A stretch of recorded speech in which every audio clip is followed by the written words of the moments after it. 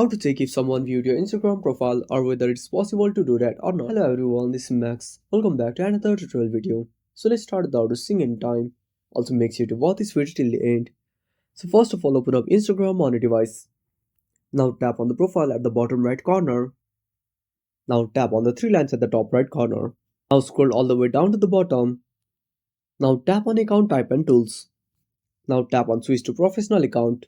Now tap on next. Now choose any category. Now tap on switch. Now wait for some time. Now tap on next and tap on the cross icon. Now refresh your page. Now simply tap on professional dashboard. Now under insights, simply tap on views. Now under account reached, you can only see the numbers of account reached. You won't be able to view the accounts of people who visited your profile. So that's it. Thanks for watching. Make sure to subscribe our channel and hit the bell icon. See you in the next video.